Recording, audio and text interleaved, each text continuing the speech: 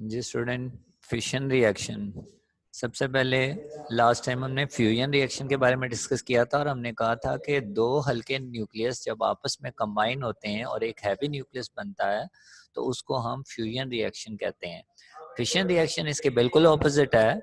इसमें एक न्यूक्लियस बड़ा जो है वो ब्रेक होता है और नियरली टू इक्वल पार्ट्स में डिवाइड हो जाता है और large amount of energy release होती है। इस प्रोसेस को हम कहते हैं fission reaction, a process in which a heavy nucleus breaks into two nearly equal parts with the release of large amount of energy is called nuclear fission.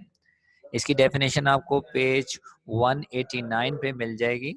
Summary में second last point जो है वो हमारे पास definition है fission reaction की। तो इसमें क्या है, एक बड़ा न्यूक्लियस वो ब्रेक होता है तकरीबन दो बराबर न्यूक्लियाई में और एनर्जी बहुत ज़्यादा रिलीज होती है। तो इस प्रोसेस को हम कहते हैं फिशन रिएक्शन या न्यूक्लियर फिशन भी हम इसको कह सकते हैं। उसके बाद एग्जांपल है बिल्कुल स्टार्ट में फिशन फ्रैगमेंट तक, ये एग्जांपल है जिसमें हमने बताना है यूरेनियम 235 यानी कि यूरेनियम एक अनस्टेबल न्यूक्लियाई है। इसके ऊपर जब न्यूट्रॉन की हम बम्बार्डमेंट करते हैं तो ये ब्रेकअप हो जाता है दो पार्ट्स में, एक क्रिप्टॉन और बेरियम में, और तकरीबन 2 या 3 न्यूट्रॉन्स निकलते हैं और large amount of energy release होती है। इसको हम पिक्टोरियल फॉर्म में इस तरीके से रिप्रेजेंट कर सकते हैं कि एक न्यूट्रॉन है, यूरेनियम का हमारे पास एटम मौजूद है, इसके साथ जब स्ट्राइक किया तो एक लम्हे के लिए जो है न्यूट्रॉन इसके अंदर जज़ब हो गया। उसके बाद फ़ौरन से दो हिस्से हो गए, एक क्रिप्टॉन बनना, बेरियम बनना और 3 न्यूट्रॉन्स निकले प्लस एनर्जी रिलीज हुई। और इक्वेशन फॉर्म में हम ऐसे लिख सकते हैं, नीचे लिखा हुआ है न्यूट्रॉन है, यूरेनियम है 235 92 और एक लम्हे के लिए 236 हुआ था, स्टार ऊपर लगाया हुआ है हमें। उसके बाद फ़ौरन से एक्स और वाई फिशन फ्रेगमेंट्स में यानी कि दो हिस्सों में डिवाइड हो गया और न्यूट्रॉन्स रिलीज हुए हमारे पास। उसके बाद आपने हेडिंग डालनी है ऑटो हेन एंड फ्रिट्ज स्ट्रॉसमैन, ये साइंटिस्ट के नाम है, अप टू इक्वेशन जो कि नीचे लिखी हुई है।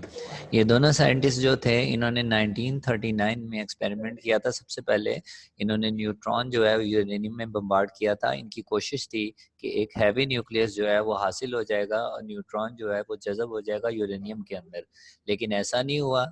जब ये न्यूट्रॉन इसके साथ बम्बार्ड हुआ एक लम्हे के लिए इसके अंदर गया न्यूट्रॉन और उसके बाद फ़ौरन से दो हिस्से बन गए, बेरियम और क्रिप्टॉन बन गए और साथ में 3 न्यूट्रॉन निकले और एनर्जी बहुत ज़्यादा रिलीज हुई। तो ये प्रोसेस जब भी किया जाता है तो कभी 2 न्यूट्रॉन निकलते हैं, कभी 3 न्यूट्रॉन निकलते हैं, लेकिन जो एवरेज होती है हमारे पास न्यूट्रॉन के निकलने की वो हमारे पास है 2.47, यानी कि 3 ज़्यादा निकलने के चांसेस होते हैं और 2 न्यूट्रॉन जो है वो कम निकलते हैं हमारे पास।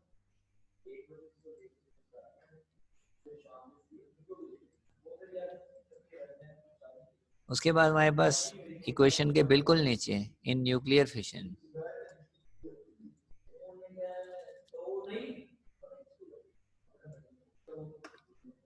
यहाँ से आपने स्टार्ट करना है ये पूरा पैराग्राफ। नेक्स्ट जो है हमारे पास यहाँ पे है टोटल मास।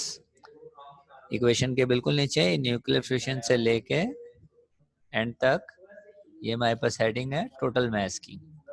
और टोटल मास के बारे में हमने क्या बताना है कि शुरू में जो हमारे पास एलिमेंट मौजूद था यानी कि न्यूट्रॉन था और यूरेनियम था, अगर हम इसका मास ले लें, कैलकुलेट कर लें किसी तरीके से, और बाद में जो प्रोडक्ट हासिल हुए क्रिप्टॉन और बेरियम उनका मास हम किसी तरीके से कैलकुलेट कर लें, तो हम देखेंगे कि बेरियम और क्रिप्टॉन और जो न्यूट्रॉन्स हैं उनका मास कम होगा बनिस्बत शुरू में हमारे पास जो न्यूट्रॉन और यूरेनियम को हम आपस में ज्वाइन कर रहे हैं, क्योंकि आइंस्टाइन एनर्जी इक्वेशन के मुताबिक जो है कुछ मास जो है वो एनर्जी में कन्वर्ट हो जाता है। और जब एक न्यूट्रॉन यूरेनियम के साथ स्ट्राइक करते हैं तो 200 मेगा इलेक्ट्रॉन वोल्ट जो एनर्जी है वो रिलीज होती है।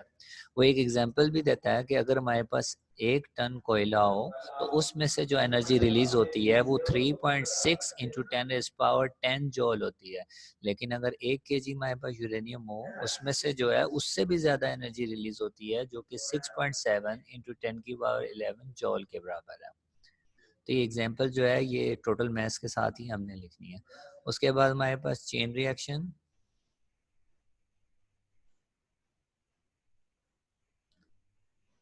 वी हैव सीन दैट से लेके एन एक्सप्लोजन तक जो है ये हमने हेडिंग डालनी है चेन रिएक्शन की और इसके साथ डायग्राम भी आनी है जो इसके नीचे मौजूद है।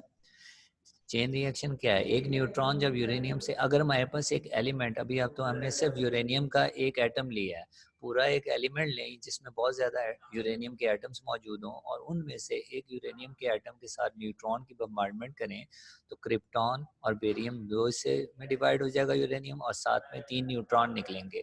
ये 3 न्यूट्रॉन इंट्रंस जो है वो मज़ीद आगे जो हमारे पास यूरेनियम के एटम है उनके साथ स्ट्राइक करेंगे और जब ये स्ट्राइक करेंगे तो दोबारा से ये प्रोसेस होगा, बेरियम और क्रिप्टॉन बनेंगे हर एक यूरेनियम एटम में से और 3-3 न्यूट्रॉन निकलेंगे और ये 3 न्यूट्रॉन फर्दर आगे जाके स्ट्राइक करेंगे यूरेनियम के साथ। तो ये प्रोसेस इस तरीके से जारी रहता है और एनर्जी की मकदार इतनी ज़्यादा हो जाती है कि एन एक्सप्लोजन हो जाता है, पूरा का पूरा एलिमेंट फट जाता है। तो ये हमारे पास था चेन रिएक्शन। लेकिन इस चेन रिएक्शन को कंट्रोल भी किया जा सकता है, ये लास्ट पैराग्राफ में ये तरीकाकार बताया गया है, कंट्रोल्ड। इसके ऊपर आप हेडिंग डाल सकते हैं न्यूक्लियर रिएक्टर की या कंट्रोल चेन रिएक्शन की। न्यूक्लियर रिएक्टर जो होता है वहाँ पे ये चेन रिएक्शन किया जाता है और वहाँ पे कुछ ऐसी रॉड्स का इस्तेमाल किया जाता है जो कि न्यूट्रॉन को अब्जॉर्ब कर लेती हैं।